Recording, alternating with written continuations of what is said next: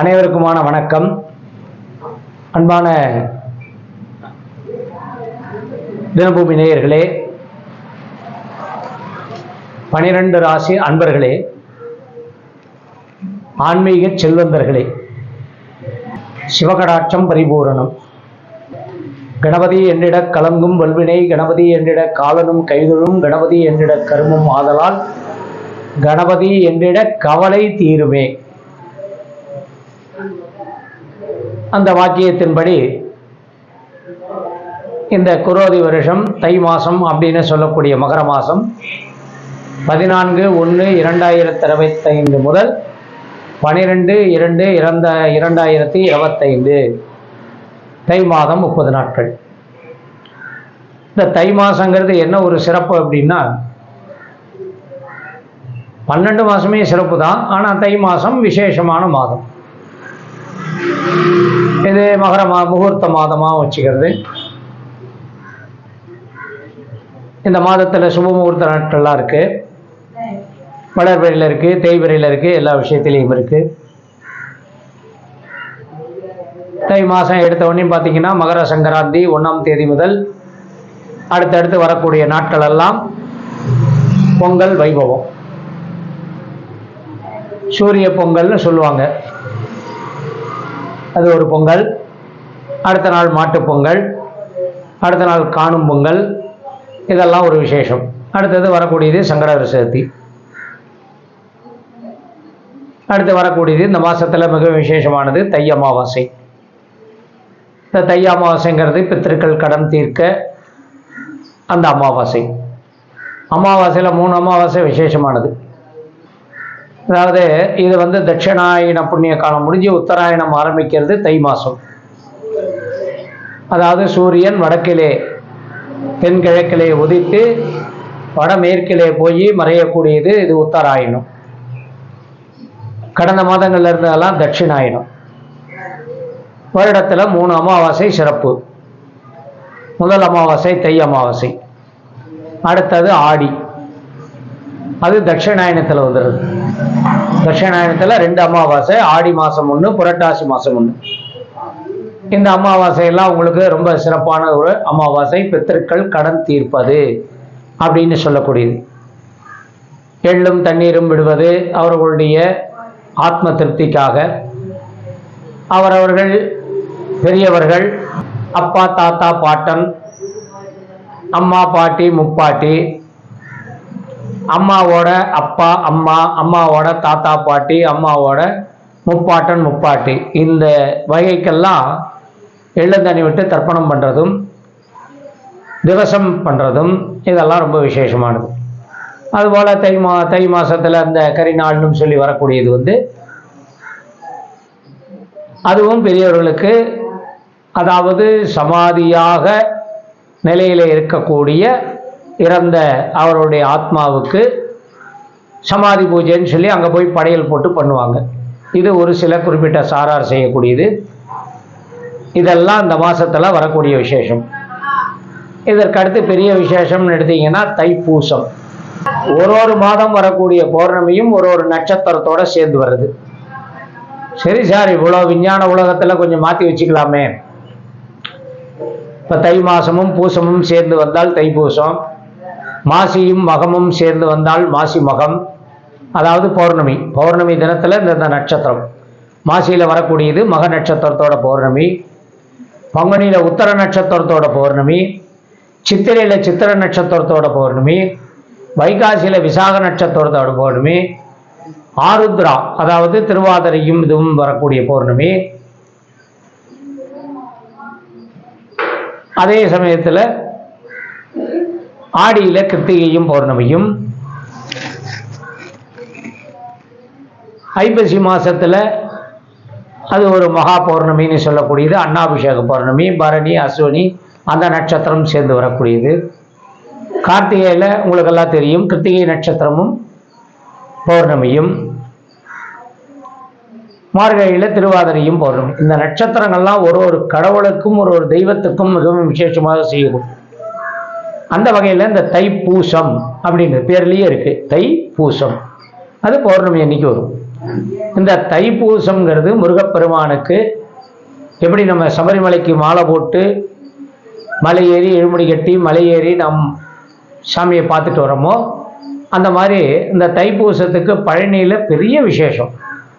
அதுக்கு என்ன பண்ணணும்னா 36 நாள் 48 நாளுக்கு முன்னாடி குறைஞ்சது 12, அதுக்கு மேலே 24, அதுக்கு மேலே 36, அதுக்கு மேலே 48, எல்லாம் பாருங்கள் 12இன் பெருக்கமாக வரும். இந்த நாட்டில் முருகனுக்கு மாலையிட்டு நடைப்பயணமாகவோ இல்லை வண்டி வாகனங்கள்லேயோ பழனிக்கு போய் பழனி மலை முருகனை தரிசனம் செய்துவிட்டு வரணும். பால் காவடி, பன்னீர் காவடி, இந்த காவடி எல்லாம் எடுத்து சில ஊர்களில் முருகன் ஆலயத்தில் அக்னி பிரவேசம் பண்ணுவாங்க. அதாவது அக்னி குண்டம், தீமிதி திருவிழா படும். அதில் பார்த்தீங்கன்னா முருகர் வெண்டாடி வேந்தராக முதல்ல எடுத்த உடனே சாமி அந்த பூக்குண்டத்தில் இறங்கும், பூக்குழியில் இறங்கும், அக்னி குண்டத்தில். அடுத்தது காவடி இறங்கும். சுவாமி வேஷம் எப்படி இருக்கும் அப்படின்னா, அந்த பூ மிதிக்கிற டயத்தில் அதிகாலை வேளையில் சுவாமி வெள்ளை நரை முடியோட நரை தாடியோட இந்த வள்ளிக்கு கிழவனாக காட்சி தந்த அந்த வேடம் அடைந்து தான் அந்த அக்னி குண்டம் முன்னாடி அந்த அலங்காரம் பண்ணி வச்சுருப்பாங்க. இது ரொம்ப விசேஷமானது. அதனால் தைப்பூசங்கிறது பழனி எல்லா முருகன் ஆலயத்திலையும் தைப்பூசம் உண்டு. வேண்டுகின்ற வரமும் நம்ம உடம்ப அதாவது உடம்பை வருத்தி விரதம் இருந்து அந்த பிரார்த்தனையை நம்ம வச்சுக்கும் பொழுது, உடல் வருத்தி அந்த விரதத்தை இருந்தாதான் அந்த விரதத்துக்கு மகிமை. காத்தால சாப்பிட்டு, மத்தியானம் சாப்பிட்டு, ராத்திரி சாப்பிட்டு, நினைச்சதெல்லாம் சாப்பிட்டு, நினைச்ச வாடி இருந்துட்டு போய் சாமியை போய் பார்க்கறதுல ஒரு அர்த்தமே கிடையாது. ஒரு பயம் இல்லை, பக்தி இருக்காது. பயபக்தின்னு ஒன்று இருக்கு. அதை பற்றி தனிப்பட்ட முறையில் உங்களுக்கு பதிவு சொல்கிறேன். இந்த பிரார்த்தனைங்கிறது மாசத்துல வரக்கூடிய தைப்பூசம். இது ரொம்ப விசேஷமானது. அதே போல் அமாவாசை, முன்னாடி எடுத்தா பொங்கல், இதெல்லாம் உங்களுக்கு மிகவும் நல்ல பயனுள்ளதாக இருக்கும். அவர்கள் இதை மனதிலே வைத்து இந்த மாசத்துல தை மாசத்தினுடைய விசேஷத்தை அனுபவிங்கள். இந்த மாசத்தில் இருக்கக்கூடிய கிரகநிலை அப்படிங்கிறது சூரியன் மகரத்திலையும், சந்திரன் அதுக்கு 7ஆம் இடத்துல, அதாவது பௌர்ணமி பார்த்தீங்க அப்படின்னா சூரியனும் சந்திரனும் நேர் எதிராக இருக்கும். இது பௌர்ணமி. 7ஆம் இடத்துல கடகத்தில் சந்திரன் ஆட்சியிலிருந்து இந்த மாசத்தை ஆரம்பிக்கிறது. கடைசியில் முடிவு கடகத்தில் தான் முடிக்கிறது. செவ்வாய் கடகத்தில் வக்கரகதியாய் இருந்தவர் இப்போ அதே செவ்வாய் கிரகம் மிதுனத்தில் வக்கரகதியாக அந்த மாதம் போறாரு. சூரியனுக்கு அடுத்த இடத்துல கும்பத்தில் சனி பகவான். அந்த சனி பகவானோட இந்த சுக்கிரன் மாதத்தினுடைய 15 நாட்கள் பின்னாடி மீனத்தில் சுக்கிரன் பிரவேசமாகி உச்சகதிக்கு போகி அங்கே ஏற்கனவே இருக்கக்கூடிய ராகுவோட, மீனத்தில் இருக்கிற ராகுவோட சேர்க்கை. ரிஷபத்தில் குரு வக்கரகதி பூரா இந்த மாதம் பூரா வக்கரகதியிலிருந்து மாதத்தினுடைய கடைசி நாள் குரு வக்கர நிவர்த்தியார். கன்னியில கேது. இது அத்தனையும் கிரக நிலைமையாக உங்களுக்கு தெரிவித்து இது எந்தெந்த ராசிக்கு என்னென்ன பலனை கொடுக்கிறது, 12 ராசிக்கு உண்டான பலனை இப்பொழுது பார்ப்போம். அன்பான சிம்மராசி அன்பர்களே,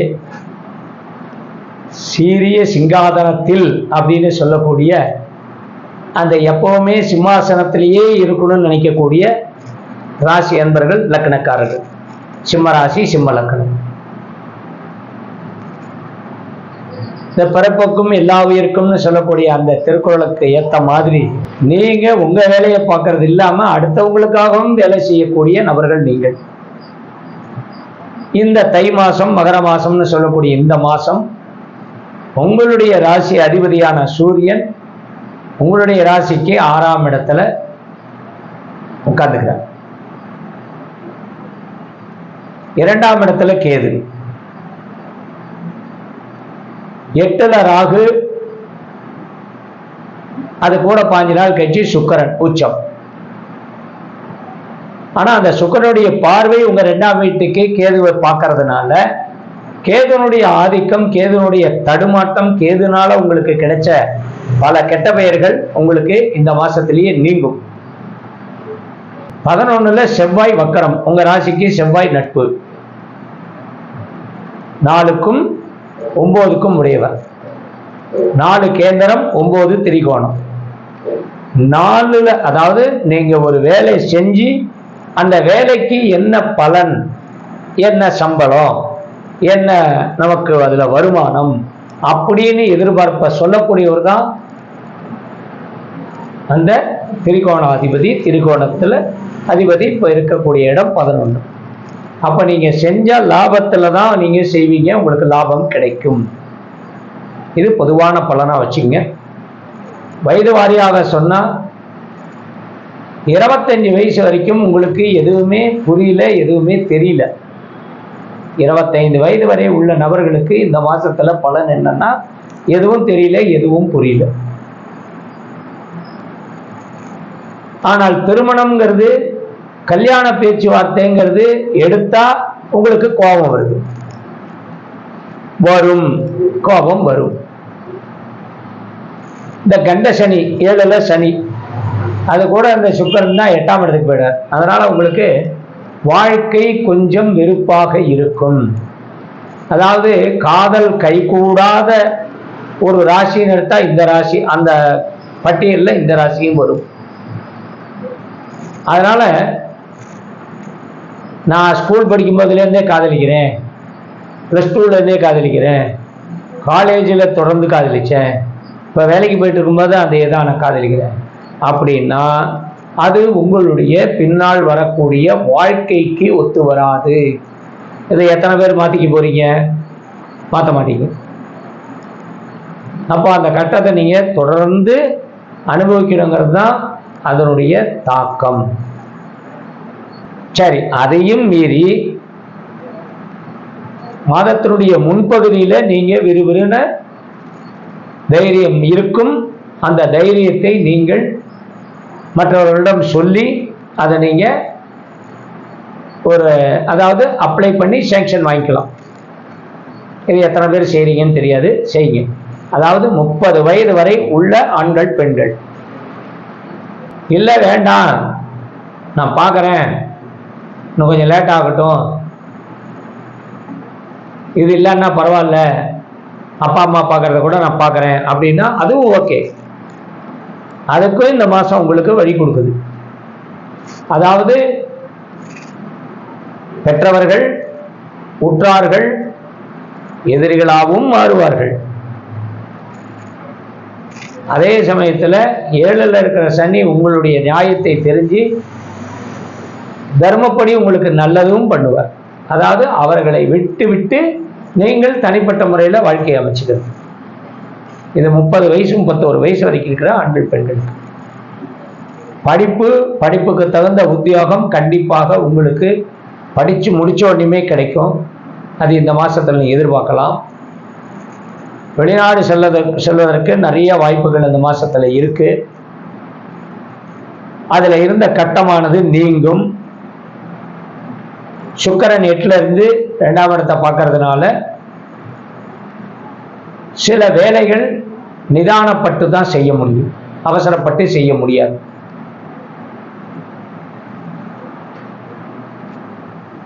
பத்துல இருக்கக்கூடிய குரு வக்கரகதியில் இருக்கார்.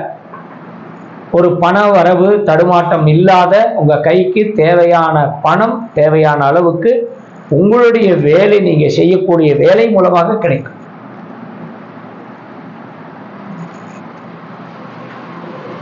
நாற்பத்தைந்து வயது வரை உள்ளவர்களுக்கு இந்த பலன்லாம் இருக்கு. அதுக்கு மேல 45 வயசுக்கு மேல 60 வயது வரை உள்ளவர்கள் குடும்பம், அதுவே நமக்கு கோவில். குடும்பத்தில் இருக்கிறவங்க எல்லாம் தெய்வம். குடும்பம் ஒரு கோவில், அதில் இருப்பவர்கள் எல்லாம் தெய்வம். எல்லாத்துக்கிட்டையும் அன்போட பாசத்தோட, உங்களை வெறுப்பவர்கள்ட்ட கூட நீங்க அன்பு செலுத்த வேண்டிய காலம் இது, செலுத்துவீங்க. புதியதாக வாகனங்கள் உங்களுக்கு இந்த மாசத்துல தேவையில்லை. பழச கொடுத்துட்டு புதியதாக மாற்ற வேண்டாம். இருக்கிறது இருக்கிற வாக்கில் இருக்கட்டும். சொத்து அசையாத சொத்து, வீடு, மனை, நிலம் இந்த மாதம் ரிஜிஸ்ட்ரேஷன் பண்ண வேண்டாம். அட்வான்ஸ் கொடுக்கலாம், டோக்கன் அட்வான்ஸ் கொடுக்கலாம், அட்வான்ஸ் கொடுக்கலாம், அக்ரிமெண்ட் கூட போடலாம். அப்போ உங்களுக்கு அந்த சொத்து உங்களுக்கு நிரந்தரம் உங்களுக்கு கிடைக்குதுங்கிறது, நிரந்தரமாகுதுங்கிறது ஒரு உறுதியாகுது.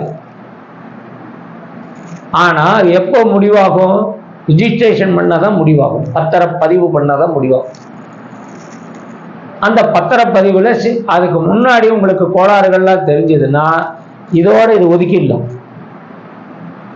பத்திரம் பதிவு பண்ணிட்டா கோளாறுகள் தெரிஞ்சா ஒதுக்க முடியாது, நீங்க நட்டவாளி ஆகிடுவீங்க. அதனால அதுல இருக்கக்கூடிய கட்டங்கள்லாம் நிறைய இருக்கும். சொந்த சகோதரர்களால கடந்த காலங்களில் இருந்து வந்த சொத்து பிரச்சனைகள் உங்களுக்கு இன்னும் ஜாஸ்தியாக தான் ஆகும், தீராது. அதனால இந்த மாதம் அதை வச்சு நீங்க எதுவும் ப்ராப்ளம் பிரச்சனைகள் பண்ணிக்க வேண்டாம். 60 வயதுக்கு மேலே இருக்கக்கூடியவர்கள் அமைதியின் திரைப்படமாக இருக்கணும். எல்லாரும் உங்களுக்கு நல்லவங்க நினைச்சு எல்லாத்தையும் அனுசரிச்சு அவங்களா நீங்க அரவணைக்கக்கூடிய இடத்துல இருந்தா அரவணைச்சுக்கணும். இல்லை நீங்க அடுத்தவங்கள்ட்ட சப்போர்ட்டா போறதா இருந்தா போயிடணும். 70 வயதுக்கு மேல இருக்கக்கூடியவர்களுக்கு உடல்நிலை இந்த மாஸ்டர் செக்கப்னு சொல்லக்கூடிய விஷயங்களை செய்துக்கிறது நல்லது. சில பேர்களுக்கு சளி, காய்ச்சல் அந்த மாதிரி சூழ்நிலைகள்லாம் நிறைய வரும். ஜாக்கிரதையாக இருங்க. நன்றி, வணக்கம்.